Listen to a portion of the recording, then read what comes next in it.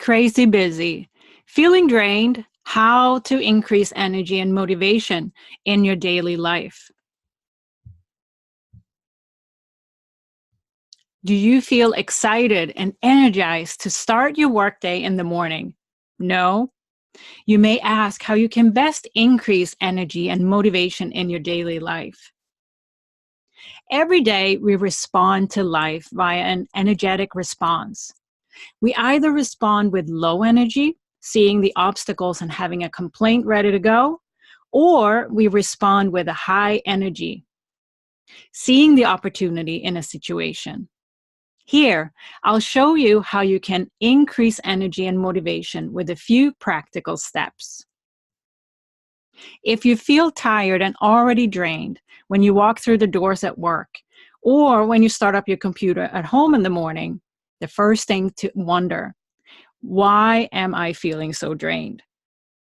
Thoughts may come up over and over again that you want to make a change to your work situation or a life situation, but you feel so powerless and too tired to even think about making changes, given your busy, complex life. You may think to yourself, when I have this, I will make this happen.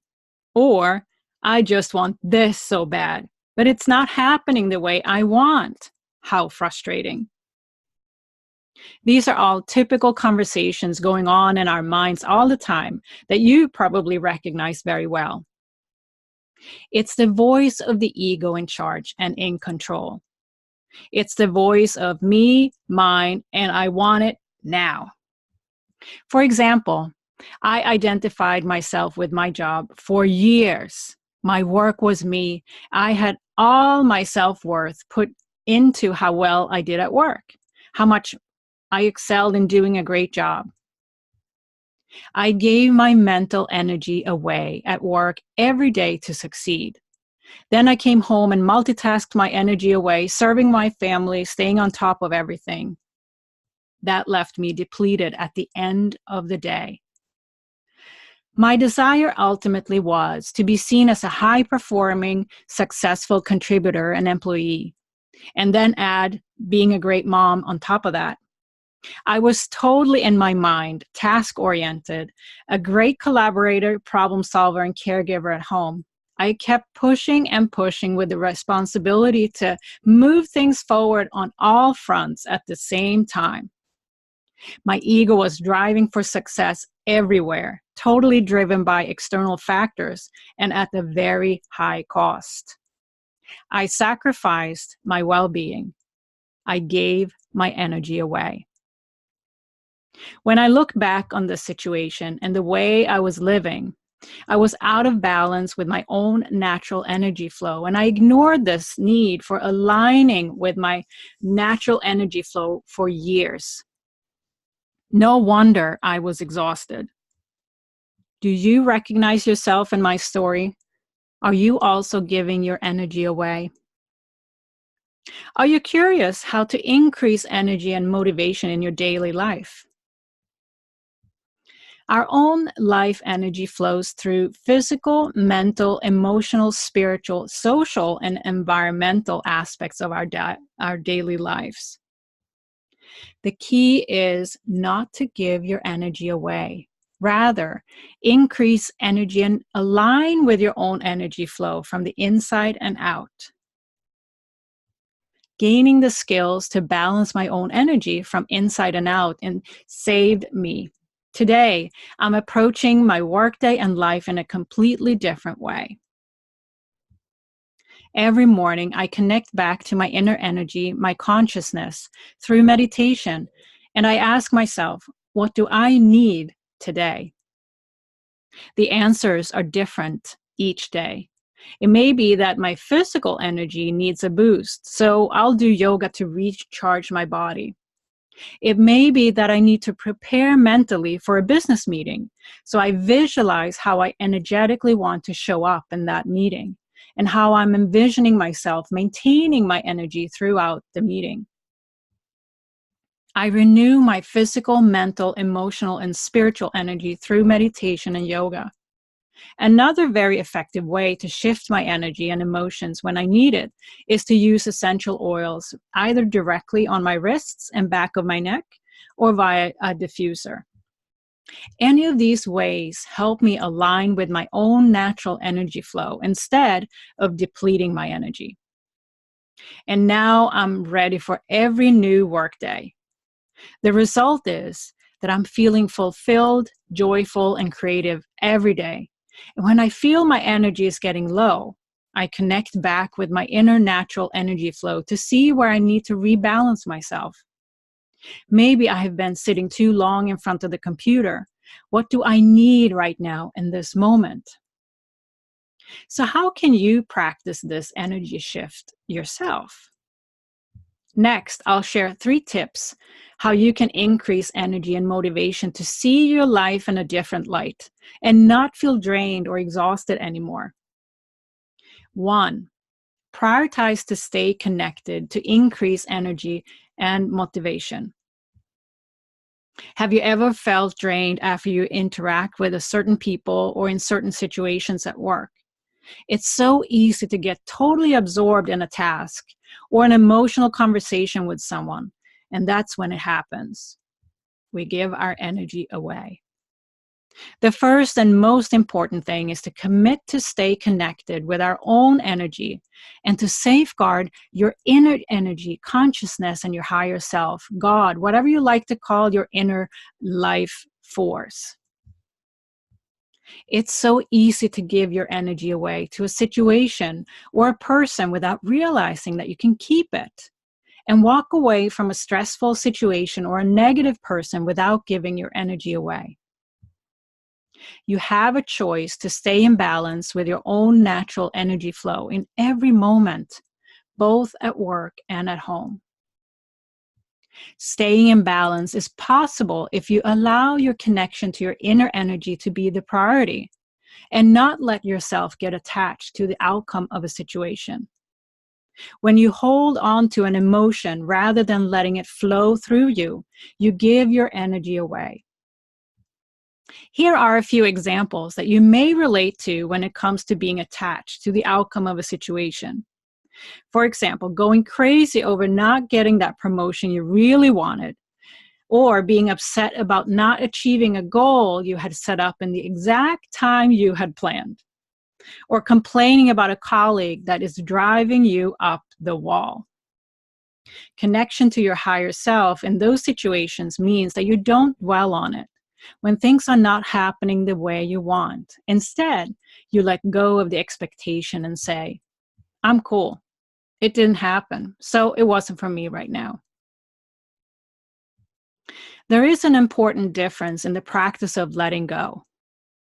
When something isn't going the way we had intended, we feel that inner resistance. We feel low, and the ego tells us that if something is not happening now, we're not doing it right, or we should be able to figure it out.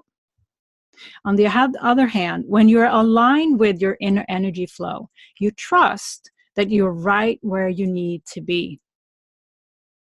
You catch the opportunity that shows up right in front of you in the moment, and you're fine with moving on to the next opportunity when things don't turn out the way you had planned. So here's a tip. Do a little experiment tomorrow at work. Can you notice the difference between when you're giving your energy away or keeping it? 2, make a list of goals, but don't stop there. The most important part of achieving milestones in your life is to have desire, set intentions and goals, but then don't stop there. Make sure you give up the solution on how to get there. By leaving the path open on how to get there, you allow the solution to emerge, which is just right for you. In other words, the solution is not controlled by you. By giving up the solution, you open up the possibility for all options on how to get there. If you let your ego control the path, you close off most ways to get there. The only option available is how you want it to happen. And that's sometimes not the best option. How many times have we all planned out what's going to happen next and next and next, exactly to the detail, and obsessed over how it's all going to come together? I have done that many times. So instead of going for the perfect plan, you may be asking yourself, how can I give up my goals and desires to the universe? This way, you trust it's going to happen, but the way it's going to happen is not determined by you. If you're willing to not have it planned out, not predetermined, and not in your ego's hands, you'll allow for the universe to organize it for you. You don't have to know how it's going to happen. Trust that you will be guided to the perfect solution. And if you are open and observant, you'll notice when it happens. How do you know you got there? You're not trying to manipulate the outcome, rather appreciating what you have today. And you know you'll get what you have asked for when the time is right and you're ready. Can you see how this is saving you tons of energy? Not having to worry or think through the what-if scenarios, no waiting, no nail biting, no energy spent on wondering. A great affirmation to use at the beginning of each day is, today, guide me to release these attachments to whatever your desire is. This affirmation is announcing your willingness to accept solutions outside your own power in this moment. A great phrase to use to access the full power of setting intentions is, I welcome whatever your desire is, and I give it away. 3, practice appreciation to release attachment and inner energy blocks. Attachments to what we want is a matter of the ego. We want something to happen so badly that we're blocking ourselves from things happening. The key is to look around today and appreciate what you have. The moment you put up an external goal, trying to control it to happen, you're putting the goal above your inner balance, and the connection to your consciousness is then disrupted. You'll feel off, and when you ignore that, that's when you get stuck. It's our natural tendency to look ahead wanting more. It's perfectly fine to want more and have desires and clarity to go for it. But if you skip appreciating what you indeed already have, you're missing a very important step. The feeling of appreciation has the power to remove your inner blocks so that you can increase energy and motivation and allow it to naturally happen. Personal growth, expansion, and fulfillment happens when we turn inward and start to appreciate what we do have. When we release the attachments to our desire for more and the expectation for things to happen right away, we can get unstuck and our inner energy returns to an all-time high. Here are a few simple ways to practice appreciation. Bring out your favorite journal and write down all your desires and wants, and then read them out loud 30 days in a row and add this sentence. I'm giving whatever your desire is away. I'm letting it go. Every day, write down and say out loud, today I'm grateful for, write and say what you're grateful for. This doesn't have to be big things in life. Challenge yourself to write down little things that exist in your physical world that surrounds you, as well as things from your inner, mental, emotional, and spiritual world. Notice what you put down. Are there mostly external or internal things about your life that you appreciate? Ask yourself why. In summary, to increase energy and motivation in your daily life, here's what to do. Prioritize to stay connected throughout your day. Make a list of goals, but don't stop there. And practice appreciation to release attachments and inner energy blocks. What can you do to increase your energy and motivation today? Hello, Paige. How are you? Hello, I'm great. How are you? Welcome. I'm so happy that you wanted to be part of this conversation today. So, welcome. Thank you. Thank you for asking me. I'm honored. Great. So, we are going to talk about a very dear topic today. And the topic of this post is called Crazy Busy, Yeah. Feeling Drained, How to Increase Energy in Your Daily Life. And for me, that's really a really important topic. I see it all over the place. People are very tired, rushing around. So I really wanted to get this topic out in the world so that we can all learn how to take better care of ourselves when it comes to our inner energy. So I know you've read the blog post. In terms Yes. of your perspective, Paige, how do you think this topic is relevant to how we live our lives these days and in our modern world? Honestly, I think it's probably one of the biggest topics that has the most relevance because, I don't know one person, myself included, that isn't doing 17 things at one time. Even if I'm only physically multitasking on maybe three things in my head, I'm doing five others, or I'm thinking about the things I'm going to be doing, or I'm always planning ahead. I'm never actually focused on any one topic at one time. And we don't think about how exhausting that is and how draining that can be. You're using so much energy to spread to all these other topics that you're trying to work on a daily basis, and then by the afternoon you've already used up all your dispendable energy, so you have to tap in now to your own internal energy. And then you're all of a sudden you like now have to go home and wear all these hats and be a chef and make dinner for your family and then do laundry, be the maid, and then next thing you know, it's midnight, you're going to bed, and your energy is so depleted you just pass out. You wake up the next day and you do it again. We all do it. We never really take the time to sit and try to replenish our internal energy. It's hard to do. We're all so busy. Yeah. Yeah. I think a lot of the viewers and listeners can totally relate to that. So Yeah. definitely. So Paige, what does being in balance with life mean to you?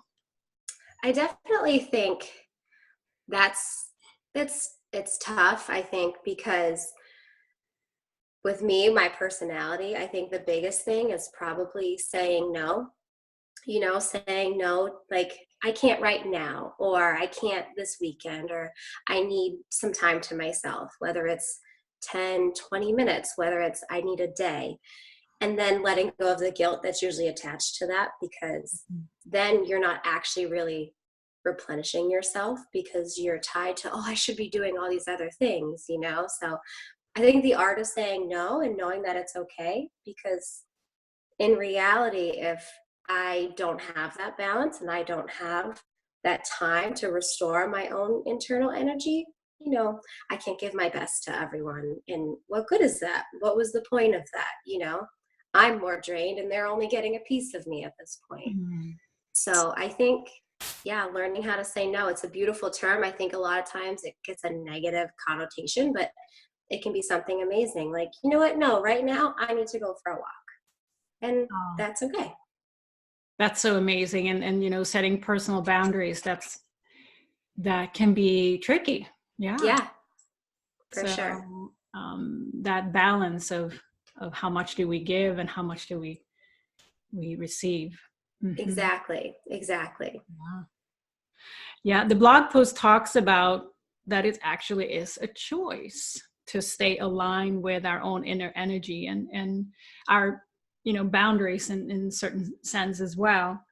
So what's your take on that? I completely agree. I think every day it's a choice. It's definitely easier to work mindlessly than to focus on our feelings. It's easier to get up and just, okay, this is my routine. I'm just going to keep going. I'm just going to keep going instead of navigating through our emotions. I also think it's easier to just do it than to ask for help because, well, I'll just do it. It'll be quicker, or if I ask them to do it, then I'll have to show them how to do it. And it would have just been quicker for me to do it anyways. So I think every day it is definitely, I think multiple times throughout the day, it's a conscious effort to say, you know what? No, in all reality, it will actually help for me to ask for help and for me to take a step back and kind of ground myself and get back to my internal energy and recognizing that. Mm. Yeah, so good. So, can you share with us some of your own practices, something that you'd like to share on how you personally stay connected with your internal energy or inner energy? Yeah, I definitely, for me, it's for sure a daily effort, a daily practice, especially with my job as a hairdresser. I see 7 to 10 people a day, and it's not just random people, it's a close bond that I've developed with these people because I've been doing their hair for years. And with that comes sharing these sometimes deeply emotional stories and seeking advice or seeking a listening ear. And I think if you're not careful, by the end of the day, part of the aspects of my job that I love the most can be one of the most draining parts of my job. So for me, because I'm such a visual person, I like to almost give myself like a protective cloak, if you will. And it's like, okay, it's a practice that I literally walk in, I take a few deep, really good breaths, and I actually envision a cloak coming over me and surrounding that internal energy right in my soul and protecting it. And doing that, I can still have the compassion and the listening ear for the people that I want to give it to, but I'm not necessarily devoting any of my internal energy to it, so that by the end of the day, I feel completely depleted, because it took me a long time to learn that. And I would work a full day and I'd come home and physically I would be tired, of course, but mentally I would be like, I can't even turn on the radio right now. It's too much. My brain is just mush. So I definitely think kind of giving myself that cloak of, okay, no, this is okay. Your energy is securely safe inside of you. You don't need to give any of it away. It's not necessary. You can still give enough without giving your internal energy away. Oh, such a great practice. And I'm sure that could be, a lot of people can actually adopt that practice. Yes. Like, is it more of a thought to yourself, kind of just a quick centering, or do you actually do something to put you in that state? So I think it's developed. Like, it started off with more of a thought, like, okay, I just need to protect myself. And then I got into the practice of Reiki. And so now, with utilizing that, it's turned into maybe less of a 2-minute practice to maybe more of a 5-minute practice, where I am actually visualizing, the white light of protection around me, surrounding my soul's energy, and really just kind of hugging me and feeling that good feeling, what it feels like to just be whole and here and now. And then that stays with me for the day. So I think it can be whatever you may need or whatever you identify with that resonates with you. Mm. Oh, that sounds like awesome to be Yes. wrapped in that white light. Yes. Yes. It's a Awesome. beautiful, beautiful feeling. Yeah. And it sounds like this is something that anyone can adopt as well. You don't Yes, have to kind of, as long definitely. as you put yourself in that thought of, I'm protected, I don't have to give my energy away, I am choosing to have that cloak or that wrap around myself. So that's beautiful. Exactly. Yeah. Exactly. So what would be a great starting point for someone who's just starting to think about their own energy and how to manage it? What would you recommend? I definitely think finding maybe what makes you feel peaceful, what quiets your mind, whatever that may be. For some, it's meditating. For some, sitting to meditate is like being stuck in school listening to a lecture. You need to get out, you need to get moving. Whatever it is that finds that internal peace and quiets your mind, I think is a good place to start, because when you find that, you can actually feel your internal energy. You can learn to recognize it. And some of us are so busy, we forget what it even feels like, what our internal soul's energy truly feels like. And how can you protect it if you don't know what it is and you're disconnected from it? So I think finding that peace, finding that, whether it's yoga, going for a walk, being in nature is an amazing way to do it. Nature is so grounding and so peaceful in itself. Even if you don't have that intention, 10 minutes outside, all of a sudden you're like, wow, I'm in a great mood. It's because you're surrounded by all that high vibration. And when you start to recognize that, I think you can really, okay, I know what this good feeling, this secure feeling feels like. I'm not completely depleted. Okay, now I can protect it because I'm aware of it and I'm connected to it again. Oh, so amazing. It's just as you mentioned, I picked up on the nature as well. Definitely just go outside put your feet in the grass. Yeah, it's amazing what it does. Yeah. It just completely grounds you. Great. So Paige, in terms of what is one thing that you live by? So I would say remembering to trust the process is a big one. I live by it. Just because you live by something, though, I think forgiving yourself when you forget it, because you're human and you get caught up trying to control every scenario. And then you like, oh, you know what? This actually isn't in my control. I need to just trust the process. There was actually an awesome little quote in your blog, and it was, we want something so badly to happen that we actually block it from happening. And that resonated so deeply with me because I am such a force when I want something. I definitely have that personality that I can deflect it sometimes, whether it's something like when it was time to sell our house, I knew in my soul, it was time. It was time to leave this house and find my forever home. And then every time I would see a house and it would fall through or something wouldn't happen how I imagined it was supposed to be happening, I was like devastated. Why is this happening? When in reality, what I wanted was happening. It was just could have expected. We found out we were pregnant, and to get to that was such an extreme journey. And talk about trying to control a process that is virtually impossible to control. And I truly think that I wanted it so bad that I almost let the fear of the feeling of what would happen if I didn't get it control it. And I think once that fear comes in, fear is a huge blocker for your goals and your intentions. It is a complete barrier. So I was basically sending out into the universe, I'm not ready for this because I still have to deal with this fear. So learning that and navigating through that is an amazingly challenging thing, but it's also so beautiful because how beautiful is life now? How light are things now? Because I worked through something that, I could have been carrying. Like, how much lighter are your shoulders when you finally realize, you know what?